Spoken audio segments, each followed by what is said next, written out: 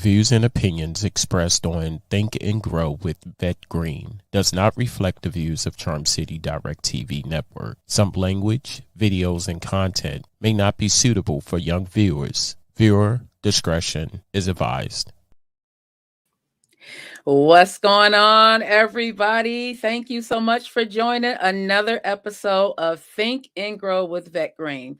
Today's topic is so very important. Today is January 11th, which is National Human Trafficking Awareness Day. This is a topic that I thought was so important because it's something that is not talked about often. It's something that is happening every day here in the U.S. Here in the U.S., it is estimated that 15 to 50,000 people are trafficked every year. And with COVID, we don't know if those numbers have rose or not. Today, I am so happy to bring to you author, motivational speaker, corporate attorney, Dr. Mary Kay Holmes. Come on in the room, Dr. Holmes. Thank you so very much for joining. I feel so honored. You are someone that I look up to. You stretched me to join your book. You stretched me to a place where I wasn't ready, but God sent you to me right on time because he had given me he told me to be obedient by the end of the year. And lo and behold, I came into a clubhouse room and you were in there and you said you were looking for 5 people to join this project that you were doing, Outlive the Labels. And you picked me and I was so happy. And I said, oh my God, like God, you answers right on time and you stretched me. So thank you so much. Welcome to Think and Grow with Vette Green. So let everybody know who you are and what you stand for. I love seeing everything that you're doing out there. You're definitely an advocate. You're definitely someone that people should be trying to tap into. If you're looking for someone that, tell everybody who you are. Well, first of all, thank you so much for having me. It is truly an honor, and I'm always so appreciative every time I get the opportunity to share my story and who I am, because I'm all about spreading hope. That's my mission in life, is to spread hope and to let people know that you can outlive labels. Absolutely. You can outlive limitations. You can outlive lies. You can outlive limiting beliefs. All of those L's, turn them into wins. And I'm someone who just likes to live out my purpose and help other people find their purpose as well. That's why I do collaborative book projects like Outlive the Labels, where I bring in other co-authors, because there is so much healing and so much power in sharing your story. And we know we overcome by the word of our testimony. We overcome by the blood of the Lamb and the word of our testimony. So I'm a true believer in telling our stories. And so that's who I am. I talk about what I've gone through, not from a place of helplessness or a place of resentment or bitterness, thank God, because it could easily be the case. You know, many of us, we share our stories and sometimes from a standpoint where we're not yet healed. But I'm so grateful that I'm able to be at a position in life where I can share my story from a place of healing and freedom. And I'm committed to sharing that freedom with others and helping people find their voice and find their freedom. So what I do by trade or my profession is, yes, I'm a corporate tax lawyer and I work for an amazing company in New York City. But my passion and my purpose in life is to spread hope. And you definitely do that. You and you're very, very supportive. So thank you for that, because I was sleeping on myself. And when I got that email, I'm like, oh my God, thank you, God. You are definitely very, very supportive. So if anyone is looking for some help or would like to outlive the label of what you believe you are, definitely tap into Dr. Mary Kay Holmes. So I'm reading your book, Trapped in Plain Sight, and I'm always so amazed at how authentic and just you told your story, you told your truths, all of it, and you were so courageous in doing that. So walk me down this healing process. What made you decide to put your story out there? Because I see you out on social media, and I know that you truly are coming from your heart, and it's so authentic. So what made you want to put your story out there? Well, I had initially told my story by writing my first memoir, Stripped, A Journey from Rejection to Redemption. And I told it in a time when I didn't know that what I had gone through was human trafficking. And that is a key problem that goes on in so many people's lives and in society today, is that sometimes human trafficking is under-identified and misidentified, misdiagnosed. And so even though I met my trafficker at the age of 14, I didn't know what it was until I was 38 years old. And I was trafficked twice by two different men, and I didn't know what it was in either case. And so I decided I need to write Trapped in Plain Sight to tell my story again from the standpoint of understanding that this is what it was. It's exposing an ugly truth, and also being able to provide resources and information and awareness about what those signs were that I didn't pick up on back then, that my family didn't pick up on, that others who were surrounding me didn't realize were the signs of human trafficking. And so I wrote the story with the goal in mind to not only spread the awareness through the sharing of my story, but to shed light on what human trafficking looks like in the ways where it doesn't get depicted in the media. What are some of the ways that don't get media exposure? What are some of the human trafficking scenarios that exist right under our nose, right in plain sight, that we call everything else but human trafficking? And because of that, traffickers go free and people are victimized. And unfortunately, many of our young Black girls are blamed, and they're looked at as grown fast. They're looked at as being rebellious. They're looked at as being too grown for their age, or whatever you want to put on the, putting the onus on the child or the young girls. And we know it can happen to young boys too. But speaking specifically from my point of view as a young woman, as a child, I was often blamed. And even to this day, I know there are many people who know my story and know what happened to me, but they still struggle with seeing it as human trafficking. They still struggle, and I can hear it. I can hear the voices. Like I don't have to even be around the people to even know what some of the conversations are like. I know that some of the conversations are, that wasn't human trafficking. She could have left at any time. Mm-hmm. But unfortunately, what many people fail to realize is that you don't have to be in physical bondage. You don't have to be in chains in someone's basement to be trafficked. You can be chained up in your mind. Manipulation, coercion, control, abuse, all of those things can keep you bound and trapped, even if you are free to go at any time. So that's why I wrote the book. Talk to us about the signs. Well, there are so many. And of course, no matter how many signs we can talk about, there's always going to be some that you just can never really cover them all. But I can tell you from my situation, from my unfortunate experiences as a young girl, one of the quick signs was when this older man, because I was 15 years old when we got into a relationship. I was 14 when I met him. So at 15 years old, he was 36.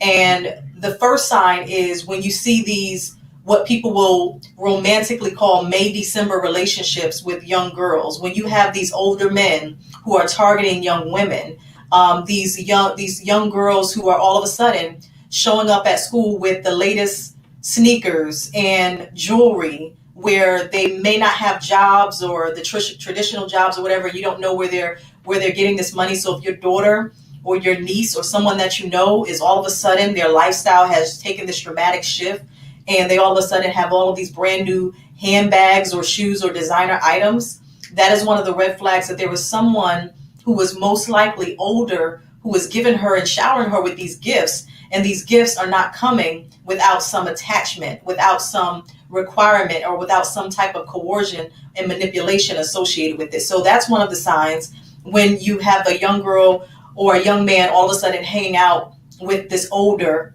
person. So that's one of the clear signs. Another one was when for example, for me, the first situation when I was being human trafficked, I was being forced into a criminal lifestyle.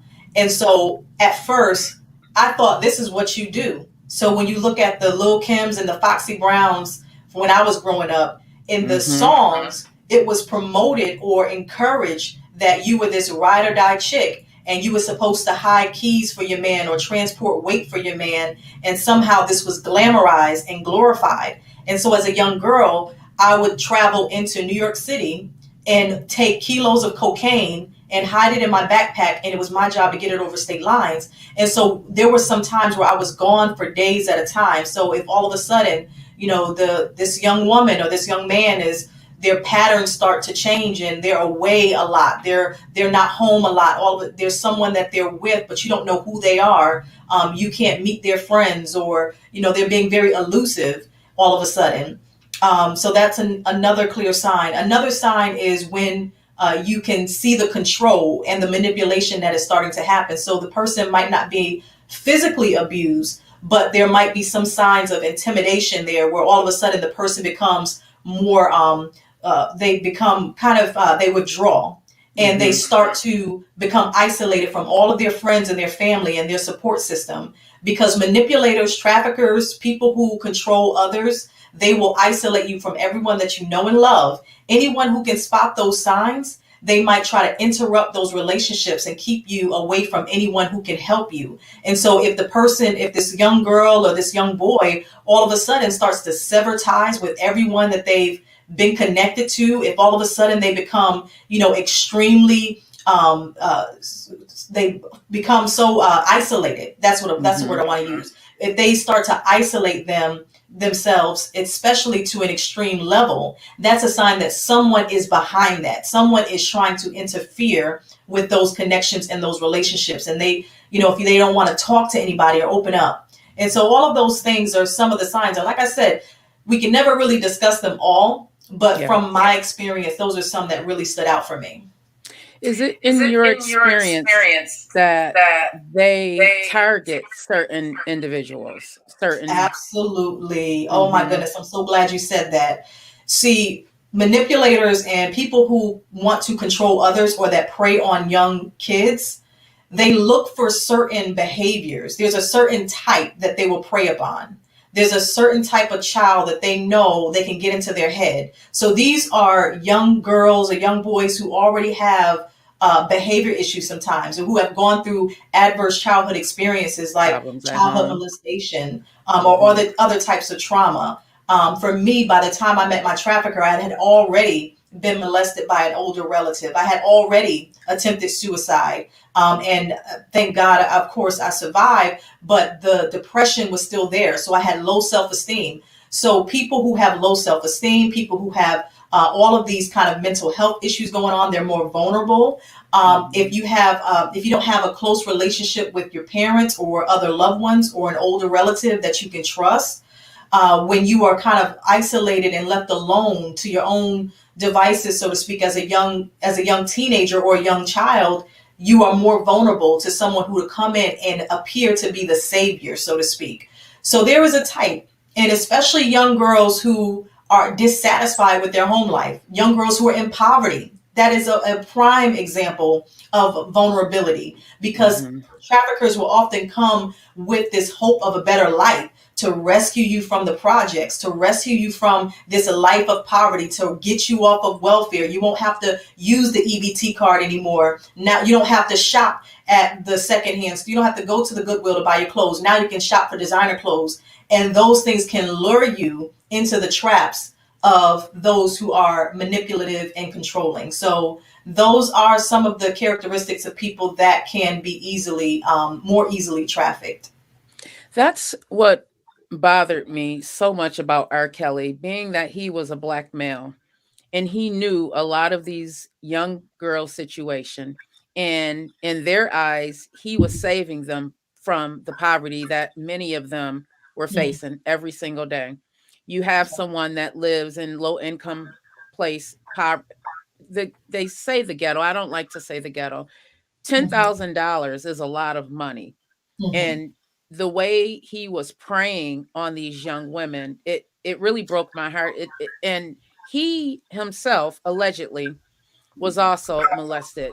What were your thoughts when you saw what was going on with R. Kelly? What were you, because his music, there were many children, I'm sure, probably even watching today, made from 12 play. What were your thoughts on R. Kelly?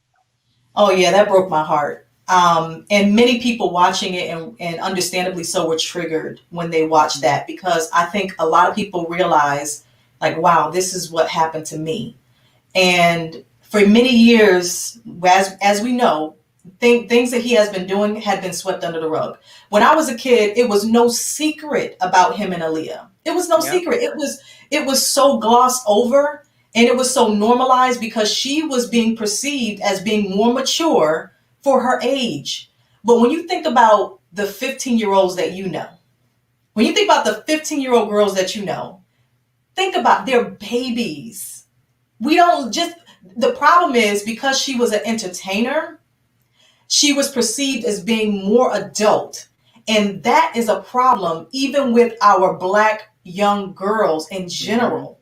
Mm-hmm. There's this whole thing about the adultification of Black girls. And unfortunately, especially in the entertainment industry, when these record companies put them in these outfits, think about it. Foxy Sexualizing. Brown, yes, Mm-hmm. over sexualized. Now think about, now we know that Aaliyah, she would dress, in the Tommy Hilfiger and had the tomboyish thing, but she would have the, the sports bra with their stomach out and have the sexy side swoop. And, it was very alluring and sensual. And so you got her laying on top of the car in the videos and moving in certain ways. Would you want your 15-year-old? Absolutely not. But 50, because you're it right, was, Shamika. yeah, and so when you look at what they do in the media, it filters over into society and what we think normal life is supposed to be like. So think back to when Foxy Brown did her first video or first major video with Jay-Z.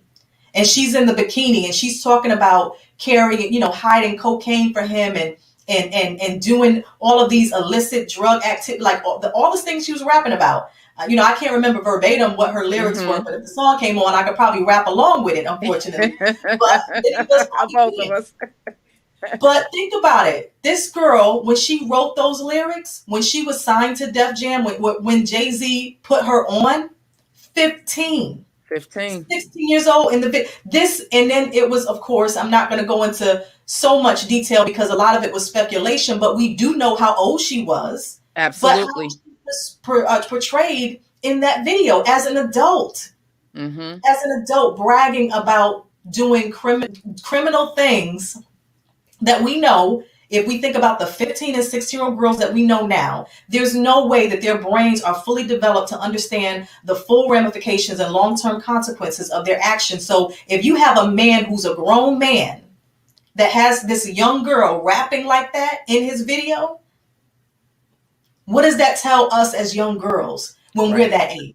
That Right. tells us if a grown man comes and asks me to do the same thing, oh, this is normal. It became normalized. So with R. Kelly, when we look back to the Aaliyah situation back then, we've known for years. So thank God that finally something was being done. And I believe if it were not for this new Me Too movement and this new wave where people are standing up and speaking up for women and defending Mm-hmm. the rights of women more, unfortunately, he would have continued to get away with it because even at first, there was this huge media outcry against the girls, against the young women. Like, oh, you knew what you were getting into, or where were Yep. the parents? Oh, they were trying to get put on, and there was this blame with the girls. And so finally, when justice was served, when I tell you, I was so overjoyed and I was so Relieved. excited for these women who were finally they had a voice, but I was Mm-hmm. also concerned about their mental health because I know that they had been badgered in the media. People in their own families probably turned on them, I'm sure. And there was Mm-hmm. a lot of comments, I'm sure, that they had to read and be exposed to. There was a lot of scrutiny in their lives, and they had to go through it. And so, although justice was served on the legal side, but these women still need us. They still need us to support them, to defend them, to Absolutely. speak up for them, because that to say a challenge is probably an understatement. That is absolutely a difficult thing for any young person to have to go through, especially someone who was manipulated and controlled in the way that he did these women and had them, pretty much under his control and under his thumb. So yeah, I was so happy about the outcome. It broke my heart when I saw, and we're going to bring Brother Mike in. Come on, Brother Mike. Come on in the room. Welcome, welcome, welcome back to another episode of Think and Grow. We're going to bring you in on this conversation. We were just talking about the R. Kelly situation. For me, I was relieved and I was also embarrassed because prior to him going to trial, I still had his playlist. I still had his music on my phone. And I'm looking at my daughters and I'm looking at myself and I'm like, how could I think like this? In my head, I had normalized it as if because they were black girls, we should have known better in my head, because this is how I grew up. I saw it. Growing up, I remember there was this very young girl, and she was about 13 or 14 years old, and she had started dating this guy who was older than me. It was so normalized. It wasn't nothing wrong with it. Her I believe her parents knew, but it was so normalized. And listening to R. Kelly, just it broke my heart. It broke my heart, and seeing that mom go after her daughter. She went, I don't know if you guys saw that, where she had went to the hotel and got her daughter. That was the breaking point for me. So, Yes. Brother Mike, thank you again for joining.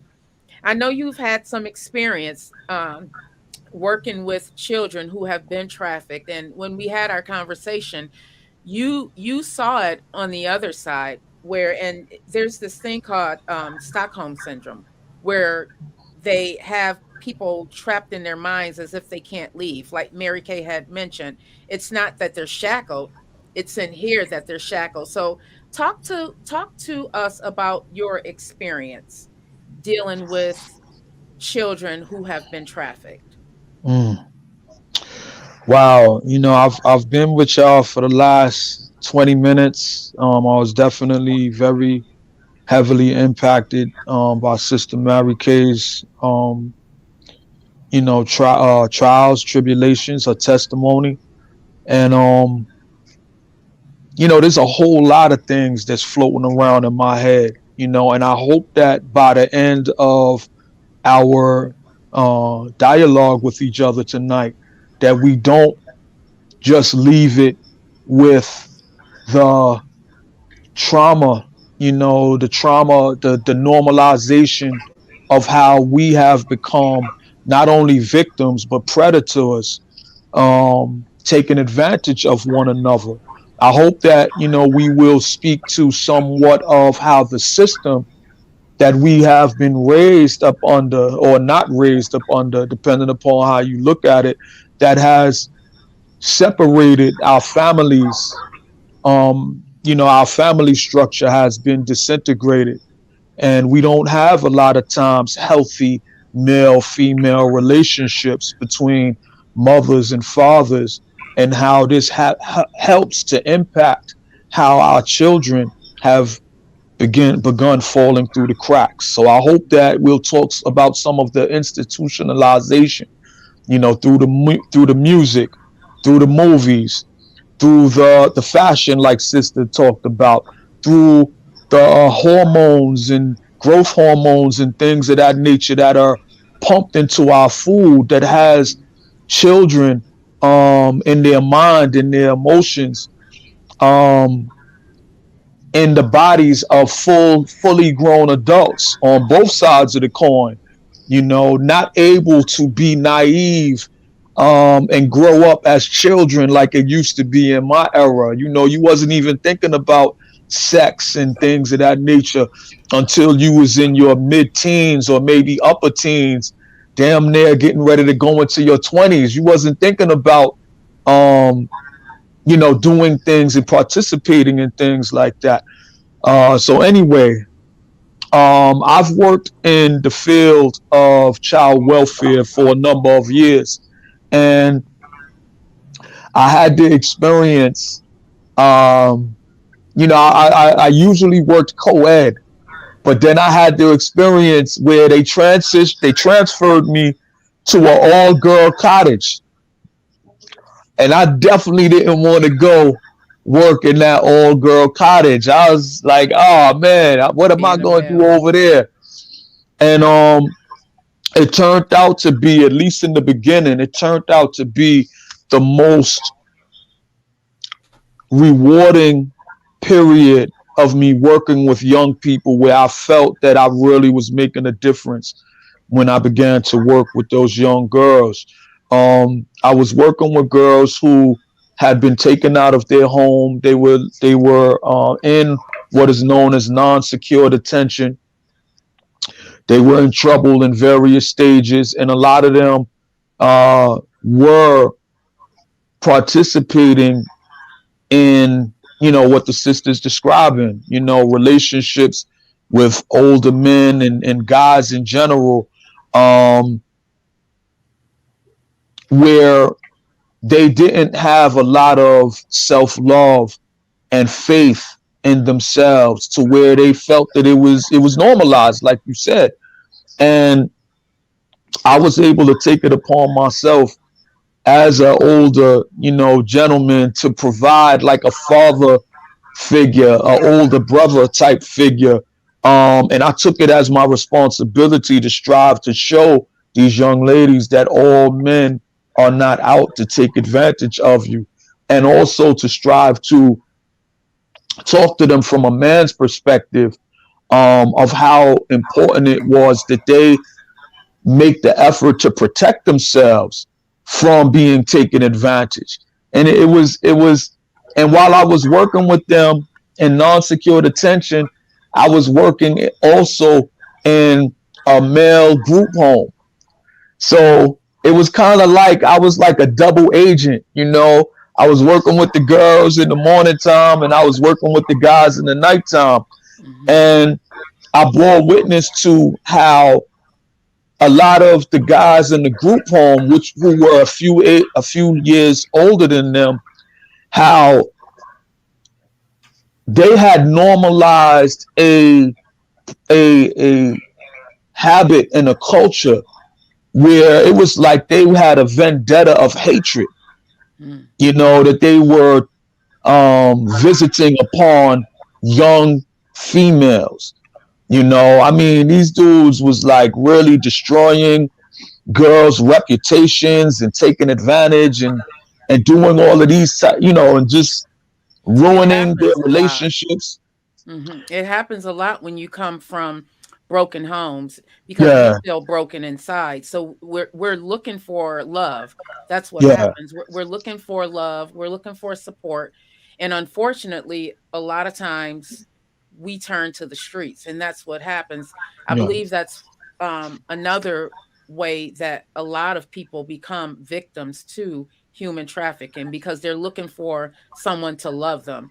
And when you yeah. don't have that support at home, you're going to go to the first one that shows you any type of compassion, any type of love. Is that what you found as well, Mary Kay? Yeah, absolutely. Because Mm-hmm. what I thought in that time, because I was so broken and damaged by those adverse childhood experiences, like the molestation and Mm-hmm. like the rejection that I experienced among my family members, I felt Mm-hmm. like I didn't fit in. Like being told that, I was adopted, even though I wasn't, but I was the only one without a dad in my life. Mm-hmm. My sisters and my brother, they had a father figure, they had their fathers. I was the only one without a father. So I was teased for that. And so, being the youngest, being the baby in the family, my mother, I saw her really struggling, and she was working hard trying to. And so, by the time it got to me, she was very lenient, and she wasn't as involved because she worked long hours, and so I didn't have a lot of experiences with her, unfortunately. And so, because of all of these things kind of jumbled up into one, I felt alone. So I didn't feel like I had that love, and I didn't feel accepted in my own family. So absolutely, by the time this man came around, with all of this money, with all of these gold chain, two gold chains and diamonds in his teeth and rims and all of that stuff, and ready to give me the world, I Mm-hmm. felt embraced. I felt loved. I felt finally accepted. And so when he, started to turn on me and started to become abusive and more controlling, even that felt like acceptance, because it felt like somebody cared that much about me that they didn't want me to leave them. They didn't want me to look at another man. They didn't want me to smile at another man. And so all of these controlling things that should have been red flags for me, but because I was broken, I was looking through it through the lens of this broken girl. So I was seeing it as that's how bad he wants me, that he's willing to go to these extremes. And I think Yeah. that's what a lot of young girls wind up experiencing. And those are the girls that you were dealing with, Brother Mike. And you said that you became a mentor. How did you handle dealing with these children that were coming from these broken homes? What was your solution for them? I mean, you just have to, speak to them with gut level honesty, and you have to, affirm how important, their lives actually are, how important their futures are, Mm-hmm. and challenge them to see themselves in that light. you know so I know that I can speak in a long, well, round way, trying to cover all bases. So I wanted to finish. Fine. I wasn't able to, when I was working with the older dudes. I desperately tried, to talk to these dudes about how wrong it was for them to be taking advantage of the girls that they were taking advantage of, and destroying their relationships with their parents, destroying their reputations in the neighborhood.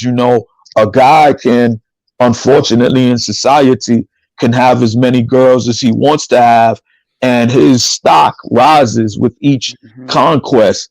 But when a woman or a young girl um, has a number of partners and what have you, her stock, unfortunately lowers, and she's called all types of names and things of that nature.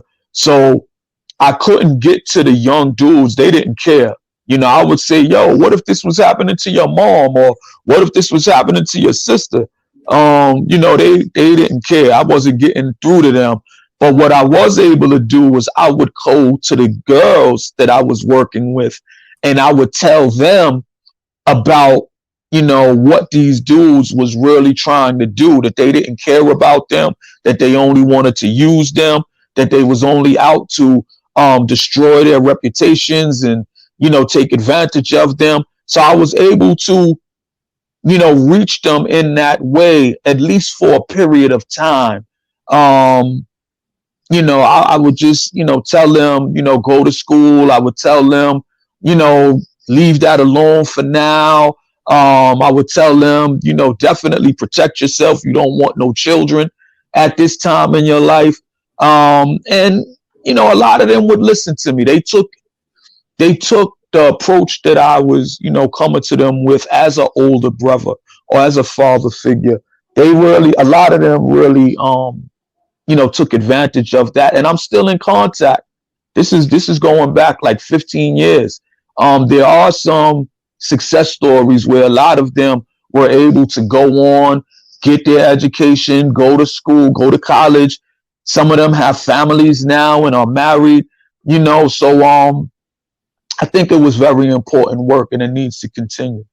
It does. I agree. And that's why it's so important that we have people like yourself, Brother Mike, and Dr. Mary Kay Holmes, who are out here advocating for the children, who are out here making sure that there's awareness brought to what's going on, because this is something that is done seemingly under our noses. A lot of people don't talk about it, and it's not identified as human trafficking, which it is. There's people in our neighborhoods that are sexualized and taken advantage of, and there's nothing being done about it because it's normalized so much, especially in the Black community. It's so normalized. We have to protect our children. We have to stop looking at children as if they're fast. A lot of times I found that when young girls are overly sexualized, it's because they have been taken advantage of. Many of them have already been molested. Many of them have been molested, and they try to reach out, but no one believes them because they're called fast. They're called grown. I remember growing up and looking at young girls and, oh, she's grown. No, she's not grown. Something's going on with that child. And now that I'm realizing, it's not that they were acting out, it's that they were trying to get attention because there's something going on with them. So working with the children, Brother Mike, working with these young kids, Hmm. we talked about how you've seen it on the other side, where they were sort of brainwashed to go after other children to try and Yeah, recruit them. That's what I yeah, want to get into. Yep, Nick, facts. I agree. It's facts. We have to start doing this. So before we go to break, if you can just talk about what you saw, or talk about the situation where there were children who were human trafficked, and they themselves began to recruit other yeah, people. yeah. I Hmm. mean, the time that I was talking about, It lasted, I would say, this was from around the end of 2007 to around, I'll say, like 2011, where it was a good period. We were reaching, I believe, a lot of these young ladies, and helping them, to know that they deserved better, and to learn how to incorporate um habits of self-love and self-care, and to begin to move out of harm's way.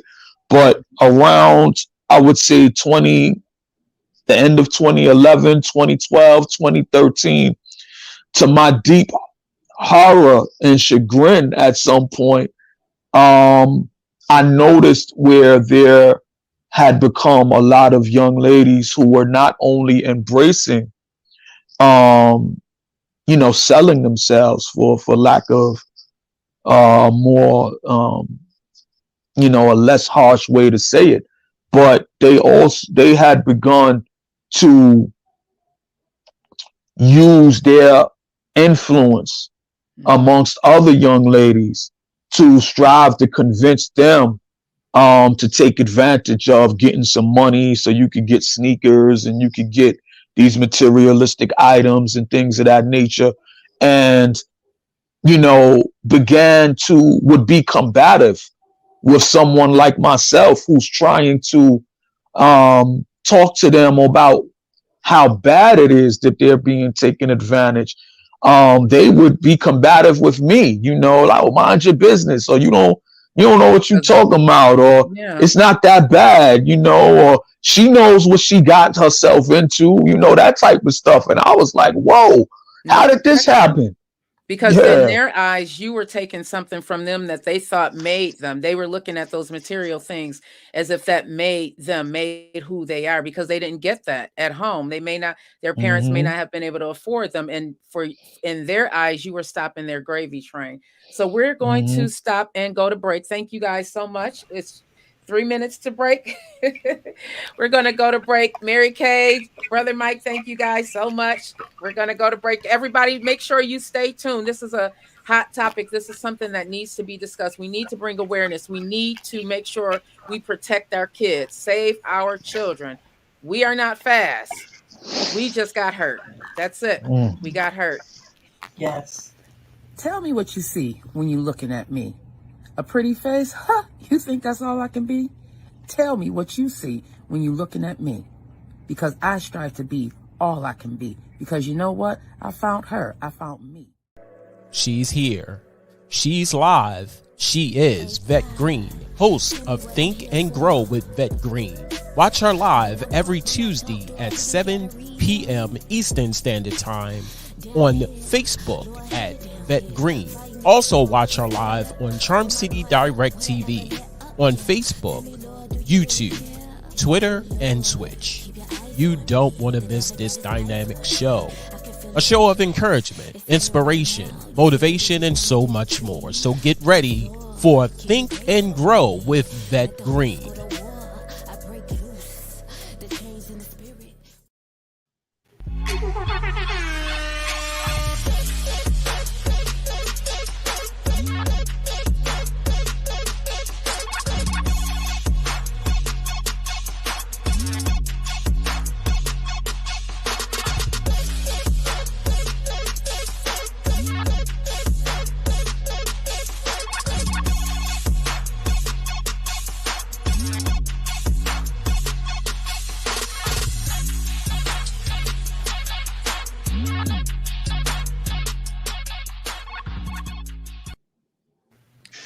Thank you guys. Thank you guys. Welcome, welcome, welcome, welcome back to another episode of Think and Grow.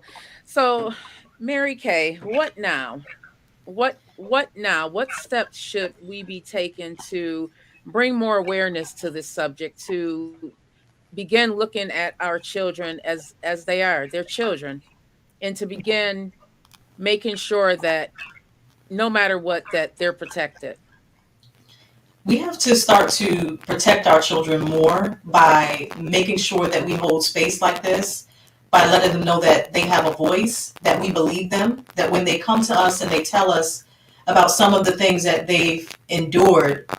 Say, for example, if a child comes to you and they tell you that someone has mishandled them or inappropriately touched them, or worse, believe them, listen to them.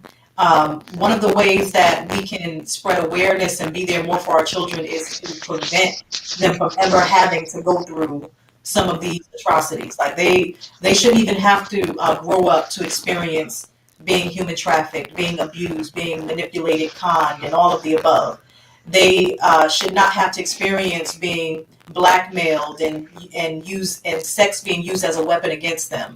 But if we start to pour into our youth and start to encourage them and affirm them and let them know who they are and help them to understand who they are and build up their confidence, accepting them, embracing them. Even if people don't have situations at home, even if the young children don't have that environment at home, organizations and people like Brother Mike, having other adults that do step in and that are there for them, having organizations and supporting organizations that are doing the work. A lot of times people feel like they can't really make a difference. How can I do, how can little old me make a difference, or how can I make an impact? You don't have to reinvent the wheel. Find people who are doing the work and support them. And if you encounter a young girl, a young man that you can tell they're going through, even if you can't tell, so you don't have to know their business. You don't have to know if they're going through anything. They can have the most cookie cutter, perfect childhood. It does not matter. Show them love, support them, show compassion toward them, embrace them, and really just help them to never have to go through this. Now, if you encounter a young child that has unfortunately gone through some of these types of traumas, some of the best things that we can do is to let them know that they are heard, they are believed, and that we have the ability to, even if we can't change anything that happened, we're here to listen, that they have a voice, that they can speak up, that they can speak out if they so choose. And if they choose not to speak up, that that's okay too. Because a lot of times we'll encounter young people who have gone through things like this, or even adults, and we'll feel the need to rush them to open up and share and all of those things, or to tell, or to press charges. Sometimes they're just not ready for that, and that they need to know that even in those instances, they're still in a safe place. And when they're ready, then that's something that they can take the steps to do and be supported. Because that's one of the things I had to learn the hard way, is that, a lot of times people they're still afraid, they're still traumatized, and they may not be ready. And so sometimes people will say, put them on blast on social media, post their photo, tell on them.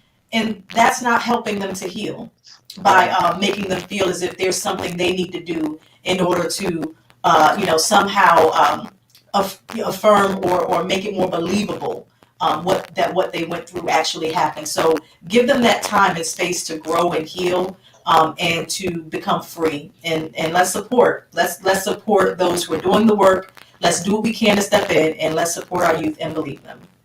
Thank you so much for that. Thank you so much for that. Mhm. Brother Mike, what now? I know you are truly out here pounding the pavement.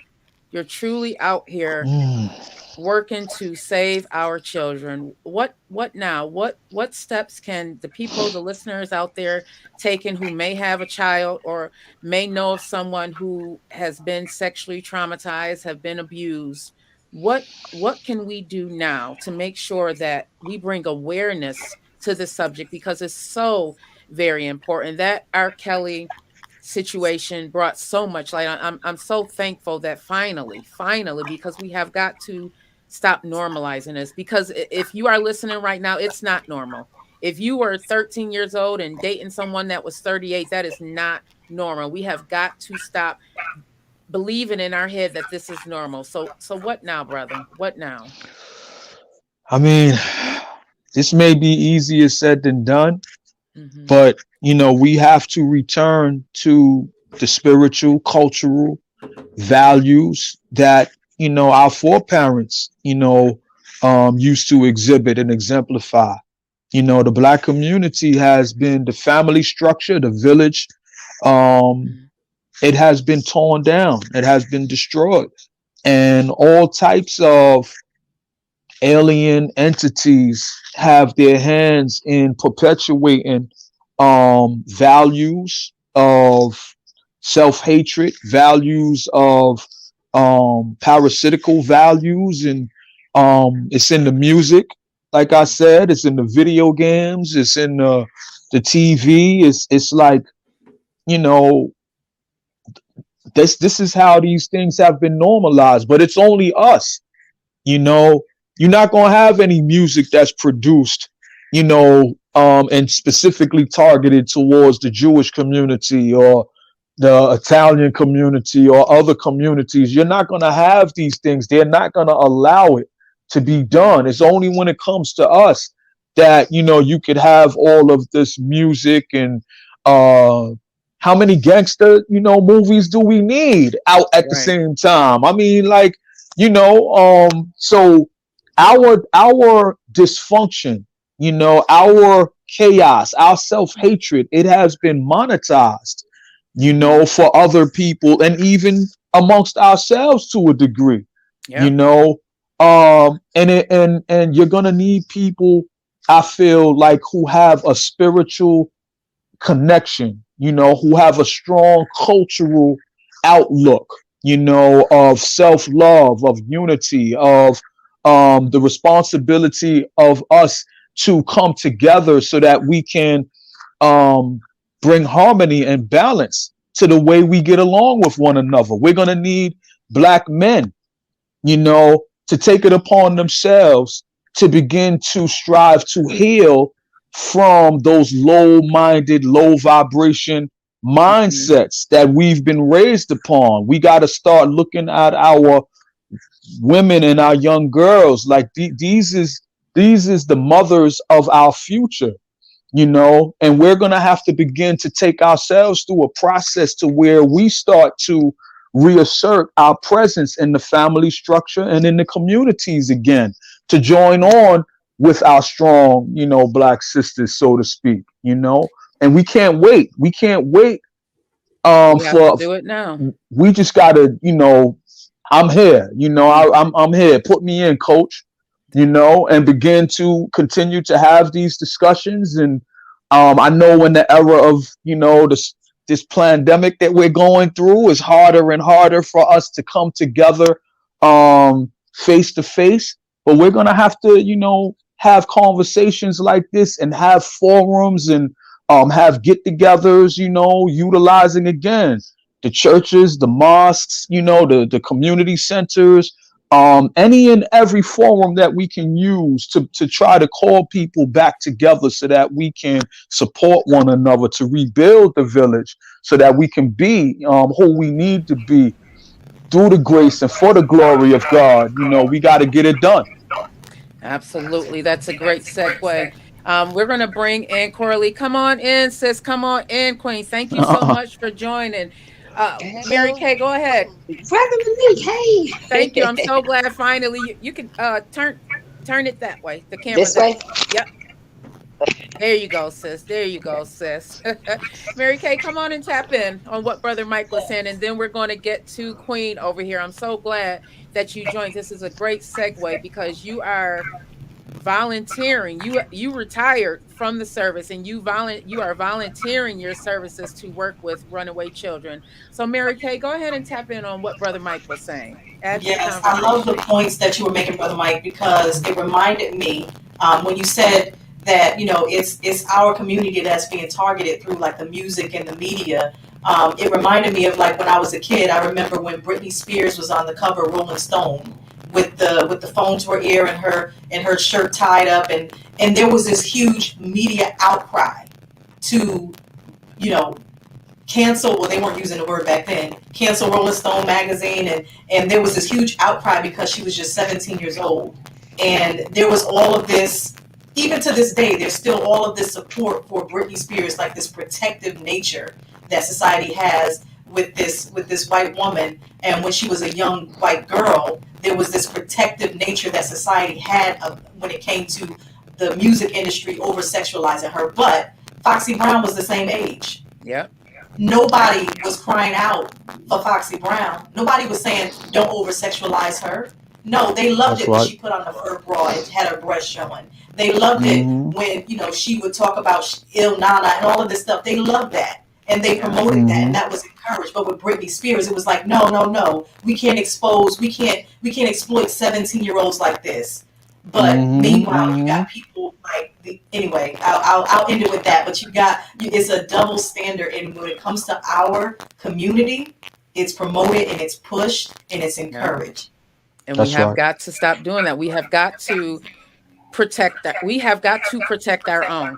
Yes. We have to. We have got to protect our own, and we have to protect our women and children, because if we don't do it, if we're promoting it, if we're pushing it, who's going to protect them? And this is a great segue. Welcome, Queen, to the platform. I'm so glad that you were finally able to join us. Thank you so much for all that you're doing, because you did not have to do that. You retired, but you decided to go and make sure that you can help protect our children. So your volunteer job is to help runaway children. So talk to us. Tell the platform about who you are and what it is that you're doing with the DASH program. Okay. The DASH program, the acronym is Developing Adolescents Strengthens Homes.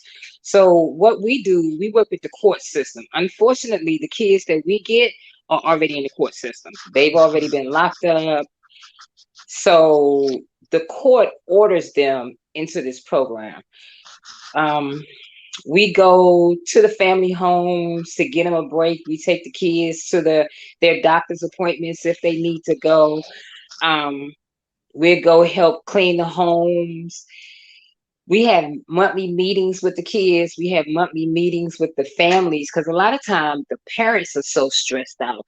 And what's interesting nowadays is parents are afraid of their kids, and I'm like, back in the day, man, my mom looked at me and I was like, all right. Families that don't have food, we supply food to them. We go to court with these kids. We go into the prison systems, the juvie in Charlotte it would make you cry if you go in there. It is full. I mean, those kids are sleeping on the floor. It is just horrible. But that's what's happening in Charlotte. We also, like, for those that want to go to church, we have the mentors. We have male mentors. I'm the only female mentor. We have a psychiatrist that joined on deck today. We have social workers. We have sociologists. Anything that those children would need, we have that service available. We have a school system for GED, because a lot of them don't want to go to school. So we have a GED program. We have 3 male mentors that actually teach that program. The success rate, every last one of them that go and take the GED, they pass the first time around. In the prison system, we make sure that the kids are being well taken care of. We make sure that they're still getting their schoolwork. I sometimes go to the school and get their schoolwork and take it down to the prison system. If they have a female, because most of the males nowadays, they don't feel comfortable. I salute you, Brother Mike. A lot of the males don't feel comfortable working with females. So whenever they have a female, they'll call me, yo, Queen, we need you to handle this little girl. I'm not dealing with her. And it's unfortunate, but with some of these little girls, they've been through a lot. They've been through a lot. They have. They have. We have a 13-year-old, and this little girl, I'm going to meet with her tomorrow, because she don't want to go to school. She beat up her grandmother. So the grandmother don't want her in the house no more. So that's some of the things we deal with. A lot of the kids that we deal with are violent. So a lot of people don't want to deal with them. Like I said, they're in the prison system. When they go to court, most of them that are in this program, if they successfully complete the program, when they go to court, the judge, most of the time, they just give probation and let it go, depending on what the charge is. Now, most of the kids in this program got gun charges. It's like guns are running rapid among our kids. We don't really see a lot of sexual, so to speak. Ours is violence. These kids are robbing people. We had one we just lost. He just turned 15 years old. He decided he was going to go try to carjack a guy, and the guy shot him, so he died. Yeah. We do dinners once a month where we pick the kids up. We take them to a location and we feed them. Most of them, kids like pizza. So we give them pizza. We take them skating. We take them paintballing. We take them to the trampoline. We just do things to get them out the house so the parents could have a break. And like I said, at Target, if I see shoes and stuff that get marked down, because I work at Target, if I see shoes and stuff that are marked down, I'll buy the shoes. If I have a child in the program and I notice that, their clothes are not up to par, I'll go and I'll buy clothes and give it to the director name is Alma Moore, and I'll give it to her because sometimes people get offended when you try to do things for them.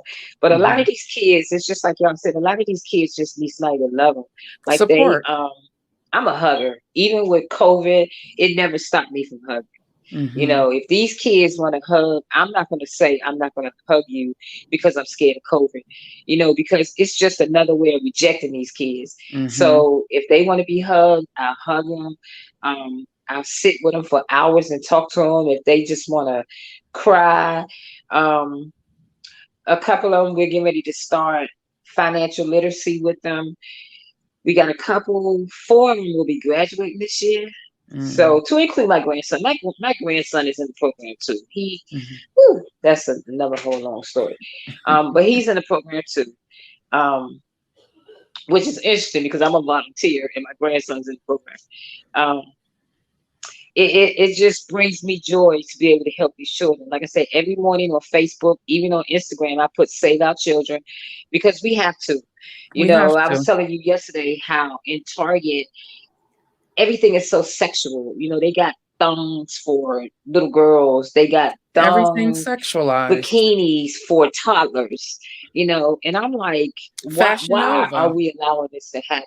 Did you guys when are we see going to that? step up and say enough is enough? What is it going to take for us to say that? Like, people protest when they protest Target when they put the LBGT stuff in there and they took it out, but they don't protest the thongs for the 3-year-olds. I'm like, shouldn't you be protesting this? I mean, I say something, but that's their moneymaker because people buy. And the sad part is I see more of us dressing our daughters like that than I see other races. It's us. That's one of the issues because in our minds it's normal.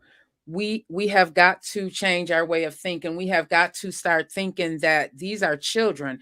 Fashion Nova last year put up an ad. They began selling children's clothes, and I couldn't believe the clothes that they had these children modeling. There were half shirts, tight pencil skirts on little girls, 1 and 2 years old. I couldn't believe it. And I'm sure there's people that bought those clothes. I see it all over Instagram all the time where they're modeling these kids and not thinking that there's predators out there who's looking at these kids and they're sexualizing these babies.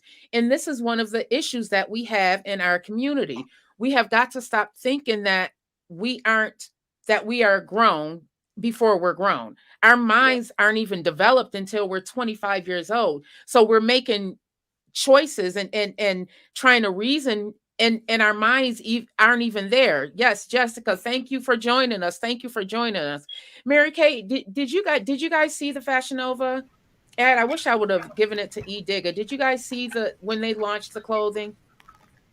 You know what? I didn't see it, but I'm not surprised. I did see. I believe it was Burlington someone had shared how Burlington Coat Factory had some thongs for young girls, and I remember, just kind of, I remember shopping and seeing things like this as a young girl too. And you gotta like think in terms of like who's the driving force behind this. Unfortunately, there's a lot of big corporations and powerful individuals who support, these relationships between young people and older people. That's the best way I can put it. I forget what they call it, but they're trying to normalize that even in psychology, so to speak, or in that realm, in that world, they're trying to normalize it and trying to make it seem as if there's a healthy way for those types of relationships to be had. And no, but when you see little girls being over sexualized, there's nothing healthy about that. And when you see videos being shared by mothers and fathers of their little girls twerking and dancing with their butt in the air, and they're dressing them in this hypersexual way. That's not cute. That's putting them. It's like bait, putting them out as bait for predators. And I can even imagine that some of these sales that are being, some of the sales of the thongs for little girls and things like that, there might be predators out there or perverts who are buying it because it's something that they like, or they want to hold on to because it fuels their desire for young girls. So, it's sad. It's very, very sad. Let little girls be little girls. Let them enjoy their childhood and their innocence. Like, there's no reason for them to dress with low cut, pants on and tight pants and heels at a young age and lipstick and big earrings. There's no reason for that. Yeah, let them be children. Let them be children. Brother Mike, working with these young children, you and Queen, what is it that you see the most of when you're dealing with these kids? Because they're coming from broken homes. Many of their parents may have been broken themselves, and that's why it continues. It's like a curse that's going to continue until someone breaks it. What is it that you see the most of? Yes, let our children be children. Yeah. Well, as you know, sis, that I keep my finger on this pulse right here. Blame versus responsibility. Again, the responsibility is ours, but the blame, let us not forget that our leadership has been killed, slandered, exiled, imprisoned. Let us not forget that crack cocaine was allowed to flood into the inner city neighborhoods, destroying the last vestiges of the Black village, the last vestiges of when parents still stuck together and looked out for each other's interests. Let's not forget that these children, a lot of the children that we're talking about are the grandchildren of, the crack era back in the 80s, where our, millions of our men, disappeared, where millions of our mothers, disappeared as well, got hooked on crack and what have you. And there wasn't no outcry, like Sister Mary Kay said. We got to treat those who are drug addicted therapeutically, like they do with the opioid crisis that has hit white America. We gotta help them. This is a sickness. When it came to the introduction of crack into the inner city ghettos, and you had people turning and getting hooked on crack, there wasn't no therapeutic mindset on we gotta help them. A lot of our children, flooded the foster homes and group homes, and didn't come up in stable households. So then when you have some who say things like it starts in the home, a lot of times in the inner cities, people are not in stable homes where there's a mother and a father. A lot of them grew up in group homes and foster homes. You know what I mean? I also wanted to point out, and let me take this quick chance to say this. It's so great to hear your voice, Sister Carly. I was telling Vette that, we've been friends for like almost 10 years, and to finally hear your voice is making me smile, So yeah. So I want to give props and praise to each one of you queens, because I see a problem when I look on social media a lot of times, and it's not just the children.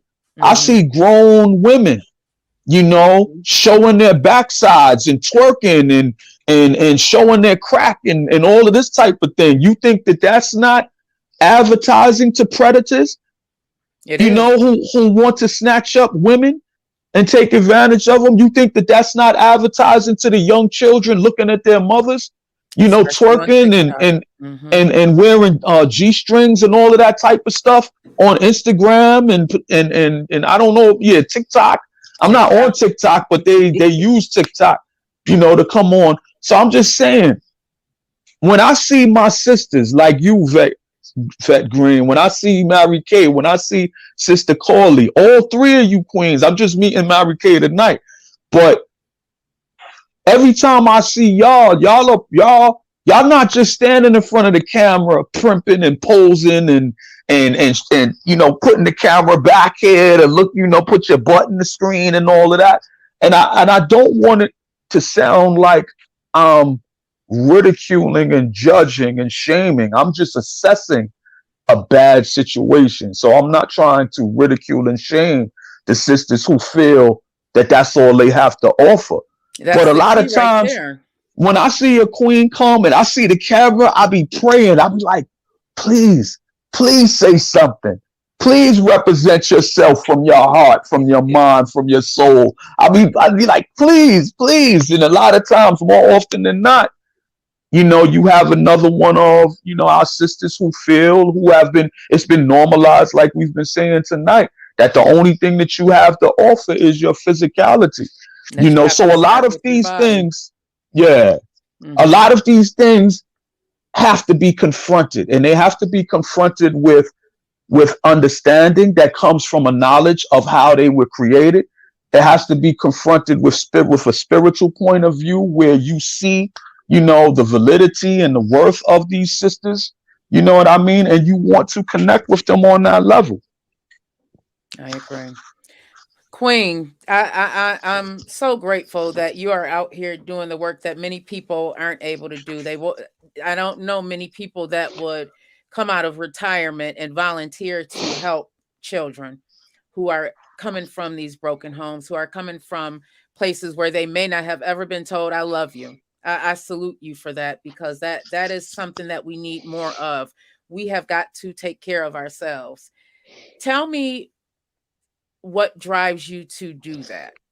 Help the listeners understand how a woman who served time, well, not served time, she served her country and then decided to come out of retirement, because this is the program that you're working with. The dash program is a solution to help children so they aren't trafficked. Would you agree, Mary Kay, brother Mike? We need Hmm. more programs like that. We need more people like you guys to assist us in this fight, because it is a fight. It's a fight for our children's future. I look at the state of what this world looks like right now, and the other day I was on Facebook and I saw a reel of a little girl. She couldn't have been no more than 4 or 5 years old, and her mom. They were both twerking, and the mom couldn't have been no more than maybe 22, 23 years old. And it hurt my heart, because in my head I'm thinking, she thinks that this is normal for her to do, and what she's doing is she's broadcasting her daughter out here. There's predators that's going to be watching these things. There's predators that's on social media right now looking for things like this.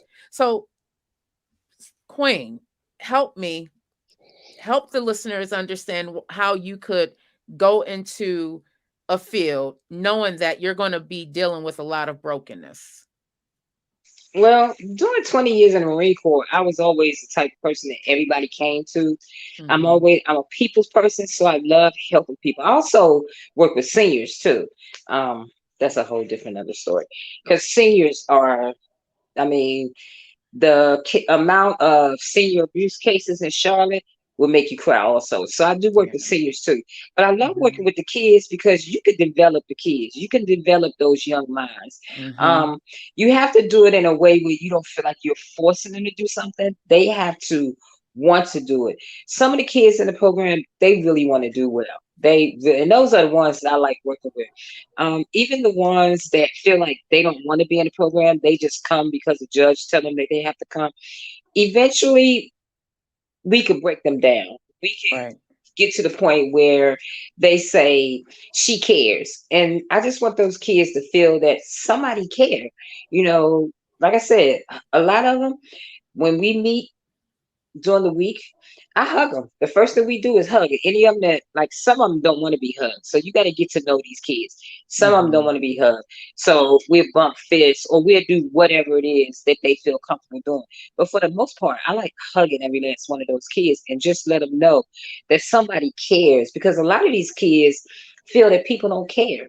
They Yeah. feel that their parents don't care. They feel that their teachers don't care. they just feel like they're alone in this world. So I want to give them a place to come where they can find peace. Even if we just, they say I'm trying to turn everybody into a vegan, which I'm not. But I took a couple of them to a vegan restaurant. They was like, this is actually good. So doing something different with them to let them know that you got to be able to have an open mind. Just don't think in the box. Don't even think there's a box. Expand the things that you do. A lot of these kids feel that, well, I can't do anything. And see, we don't push college because a lot Yeah. of these kids are not college material.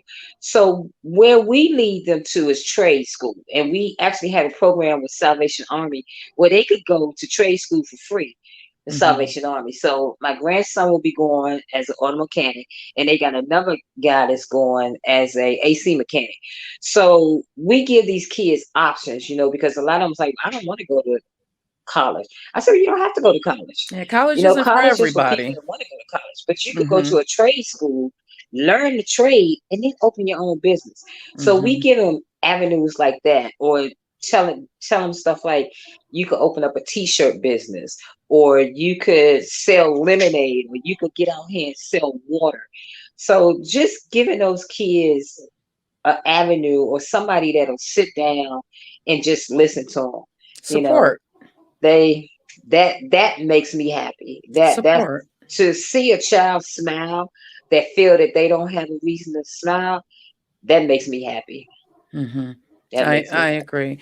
Mary Kay, what can we do? What should the listeners out there be doing right now so that we can try and end this human trafficking, so that if they see a young girl in a car, or they know of someone in their neighborhood that's, young, and they're being finessed by an older man, what steps can they take? And we don't want to push these children away. We want to provide them with the support that they need. Right. There's so many different ways that you can help by reaching out to, the human trafficking hotlines and things like that, and report red flags that you see. So a prime example, I remember hearing the story of a young lady who was sitting in a salon chair. She was at the salon sitting in the chair, and there was an older gentleman sitting in the waiting area. And so another woman who was also in the hair salon just kind of took note that the whole time that the young girl was in the salon, she didn't have a phone. And so she thought in her mind, what teenager sits in a salon for almost 2 hours and doesn't pull out a cell phone and scroll through social media? To her, that seemed odd. Just kind of being aware, situational awareness, as my husband calls it, because he U.S. Army, just years in the military. He's always talking about situational awareness. And so she went and she used an opportunity when the young lady went to the bathroom, and she went into the bathroom and kind of let the young lady know, like, is everything okay? I just kind of noticed, just want to be sure you're okay. And so she reported that. She called the proper hotline and just got the body type of the young lady, her height and build, and all of those identifiers, and kind of secretly, I think, took a photo, just to look out, because you just don't know. You never know. You never know. And thank you so much for putting up that hotline. And so you just never know when you can save a life. I know of someone else who just kind of saw a situation in the mall where they noticed a young girl who just kind of looked scared, and she was with an older gentleman, and this little girl just looked scared, and she's, to this day, she wondered, whether she should have said something. And so even when you see these things and you don't have the opportunity, or you look back and you did not report it, what we can do is, when we have those moments, let it be a sign to us to be more aware. Let it be a moment that causes us to be even on a higher alert, so that we don't let that happen the next time, so that we can cover and protect our children. Let's be on watch, be on guard, and let's not perpetuate some of these images on social media. Let's try not to promote some of these things that we talked about tonight. Sharing images that are promoting hypersexualization in young girls. Mothers and aunts don't encourage and push and post young girls dancing in sexual ways. And I know people who have had their children take these sexual photos of them for them to post, turning around to the camera so that their backside is showing and they're poking they're poking their bodies out in certain ways, and then you see the children start to stand and pose in certain ways to mimic the adults because they think that's what we're supposed to do. So let's be mindful of how we conduct ourselves around our children, even when we're not around our children, because trust me, even when we don't think they're watching, they're watching. They're and always the watching. photos that we're posting, you might think, oh, they're not on social media. You don't know what they're have access to and what they're seeing. Watch what they're being exposed to on YouTube, what they're being exposed to in TikTok and on Snapchat and other things that they're engaging in Roblox even, or whatever games that they're playing. Be careful, because these things will be snuck in right under our nose. And we won't even know why our children are all of a sudden behaving differently or more vulnerable to these predators that are out there. I agree. Grand Theft Auto. Yes. Grand Theft Auto. Brother Mike. And can I say, Queen, I'm sorry, before we go to Brother, I just want to say, Queen, I absolutely love you. I'm meeting you for the first time, and I love the work that you're doing. I can't wait to find out more about you. I just wanted to get that in there. Yeah, thank you. And I apologize. I had problems coming on because I wanted to actually hear you tell it again. But I shared it a lot yesterday. It was really touching to a couple of people. I'm really proud of you, because to see somebody endure what you did and to see what you become today, I am so proud of you. It's possible. It is truly possible. Everyone is not out there doing bad. There's people out here pounding the pavements. Brother Mike, you are definitely, I see your videos. That's how we met, pounding the pavements, because we want to save ourselves. And we realize that the only one that can do it is us. We've asked for help and it's not coming. We have to do it ourselves. We have to do the work. Brother Mike, you are definitely out there doing the work. You're not only working with these kids, but you're also voicing your concerns and bringing awareness to topics that a lot of people have not opened their eyes to. It truly begins in our mind. When we can start looking at ourselves as our true selves, the people that God made us to be, then we will be able to move much differently. I'm praying that one day I'll be able to see that. I don't want to see another video of a little girl twerking. I don't want to hear about another R. Kelly. I don't want to hear about another Me Too movement. It has to stop. Brother Mike, what now? What can the listeners do to bring awareness to this situation and to help our children? Because our children truly are our future. What can the listeners do now? Give them some advice. I mean, first, you gotta fight for your own mental, spiritual, emotional redemption. I think in this time, if you don't have a faith life, I don't even know. You see so many people.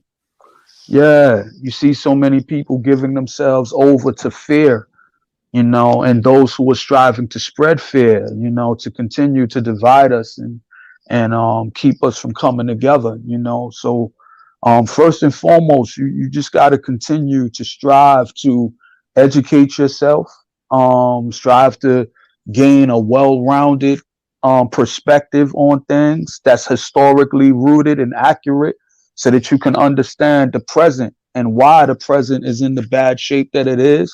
And then you have to focus on striving to live the best life that you can, as you continue to grow and evolve, take care of your physical health, continue to strive to edify yourself mentally, strive to, bring some type of peace, serenity, and balance into your life. Don't focus on what you can't control. Focus on what you can, like the Serenity Prayer advises us.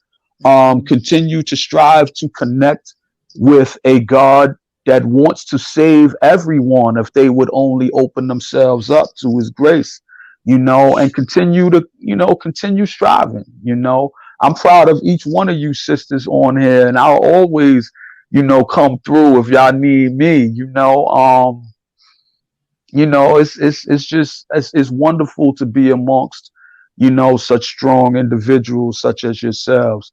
And I hope that everyone who comes across this video is encouraged and inspired, you know, to get themselves right. You know, don't focus so much on the bad and what's happening outside of you. Get your heart, get your mind, get your spirit right, and you know, be an agent of change. You know, like you see these sisters on there doing right now. Change is possible. You are not your situation. You can Mhm. overcome anything as long as you want to. And if you accept who you truly are inside and not accept what happened to you, because that's just something that happens. Some of us need certain things in our lives to be pulled out. And myself, I was sexually abused. I was a young child molested. I was raped. And I realized that I didn't want to become a victim anymore. I lived in that victim state for a very long time, and it caused me to be angry. It caused me to lash out at myself, disrespect myself. And I want anyone that's listening to know that you are not your situation. Regardless of what you went through, if you are watching this video right now, that means you still have a chance.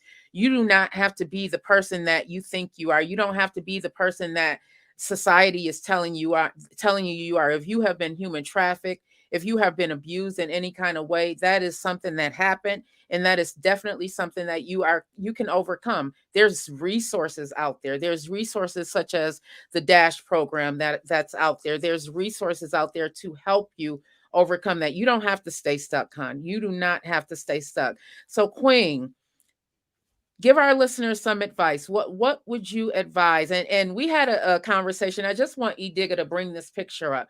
We had a conversation yesterday. Hey, Sean Don. Hey, thank you so much for joining. You were in Virginia. If you can just tell the story where you were in Virginia and you were at a rest stop and you saw this picture that it astonished you.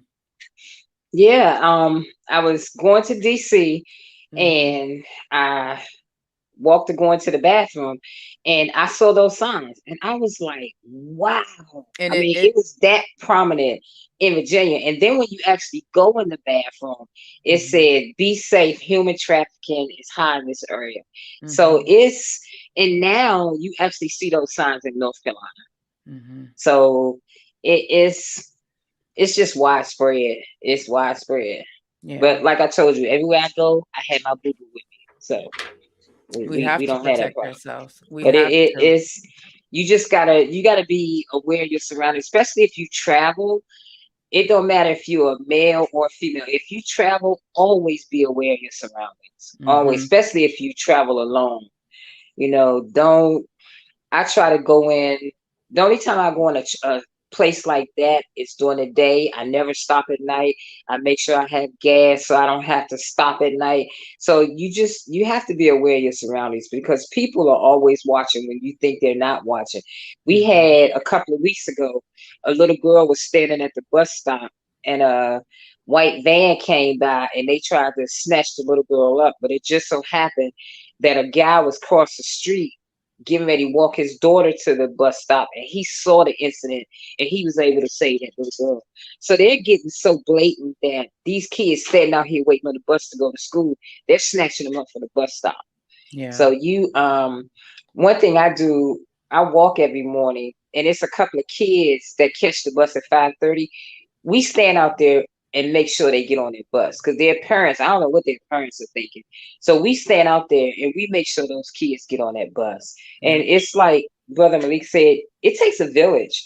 You know, a lot of people say, well, I don't have no kids, but all of them are our kids. So go that extra mile. It's not going to hurt you. You know, it's like everybody want to turn blind eye. Nobody want to talk about human trafficking. I mean, Mhm. nobody want to talk about people coming up missing. Here in Charlotte, the Uber drivers where young girls were getting in the Uber cars and they were kidnapping them. It really got crazy in Charlotte for a little while until Yeah. we got a new police chief. So it kind of mellowed out a little bit. So you just got to be aware of your surroundings. Stay positive. I love Brother Malik. He every morning, well not lately he hasn't been doing it, but he always give me a motivating video to start my day. Or if he don't put it in my inbox, I'll see it on Instagram. So You got to do whatever it takes to keep you motivated, and don't let yourself, like a lot of people are empaths. I'm not. I'm not. I don't let myself be sucked into other people's pain, because I found that I was hurting and it was making me sick. And I'm like, I can't help you if I'm sick. So I've learned how to be compassionate without saying, oh my God, I can't take this. And you got to protect your energy. Always protect your energy. You know, you could be compassionate, but protect your energy. And especially in the line of work that you and Brother Mike do, you can't absorb all of that energy. You can be compassionate, like you said, but you have to also make sure that you're filled up, because you're dealing with so many children who are coming from places that you yourself wouldn't want to be in, situations that you yourself wouldn't be in. I remember, before we end, we're going to end in a couple of minutes. I worked in a group home, and before we worked with the children, we had to read their files, and my youngest child was 5 years old, and before he was even 5 years old, he had experienced so much sexual abuse. It just broke my heart, and I realized then I couldn't work. I had to do it another way. I couldn't. I'm too much of an empath. I couldn't do that. I was absorbing it too much. So before we end, I just want to highlight Mary Kay's book, oh my God, Trapped in Plain Sight. Pick up the book, you guys. Pick up the book. We have got to bring awareness to this very, very serious issue. Trapped in Plain Sight. Please pick up the book. Read, because it happens more often than you may believe. You yourself may have been human trafficked, and you thought that it was just you being out there being fast, but you have to we have to bring awareness to this. So thank you guys so much for joining us. I really appreciate you so very much. Thank you, Mary Kay. Thank you, Brother Mike. Thank you, Queen. Thank you, E Digger. I got the baddest producer. Thank you, Shamika. Thank you, everybody. Yes, you can reach Mary Kay at marykhomes.com. She is phenomenal. If you guys are looking to outlive those labels that they have tried to place on you, make sure you hit her up. Mary Kay, tell us what you have going on right now before we end. Absolutely. Thank you for that. And this was absolutely phenomenal. I love everyone's input today. So what I have going on is writing more books, but one of the major projects is I started a organization called the Halo Campaign, which is Human Trafficking Advocacy and Learning Opportunities. And so we are about to launch next month an actual school. It's going to be called the Mary Kay Holmes School of Entrepreneurship. And the students are all gender-based violence and human trafficking survivors in Malawi, Africa. And the first cohort of women have done an amazing job. They have learned skills where they have now become self-sufficient, and now they're going to have their own building to be able to work out of and to become even more empowered. So we're doing a lot of great things with survivors over there. And here back at home, we do a lot of work in our community through our nonprofit organization. So that's one of the things, one of the major projects we're doing now. We'll be going back over to Malawi in March to do the ribbon cutting of the actual school. So other than that, writing more books, be on the lookout. If you desire to be an author and tell your story, I'm about to put out another book, Survivor, which is 20 courageous women who live to tell the story. So if you desire to tell your story, you can be a co-author in this book, and you can just reach out to me at marykhomes.com or find me on all social media at Hear Mary Speak. So thank you so much, Vette, for this amazing opportunity. And how can if someone wants to donate, how can we donate? You can go to marykhomes.com /foundation. So marykhomes.com /foundation. And if you go there, you'll see a donor box where you can give a recurring gift every month, or you can give a one-time donation of any amount. So marykhomes.com /foundation. Thank you so much. I appreciate all of you guys for joining us. Thank you guys. You guys, if you guys are looking for someone that's really doing the work, you see it right here. These people are actually doing the work. We need more of this.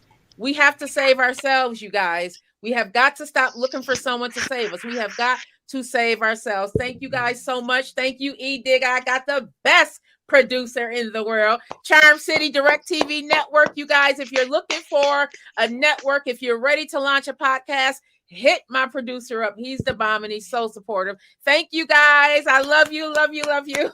Love you Thank more. you. Love you too, sis. What's going on, you guys? Thank you so much for joining me on Think and Grow with Vette Green. I hope you enjoyed what you heard today, and I hope that you come on back. Go ahead and follow me on YouTube at Think and Grow with Vette Green, Instagram, Vette Green, and of course, Facebook, Vette Green. Come back, tell somebody about this podcast. They may need what you got today. Come on back, make sure you subscribe.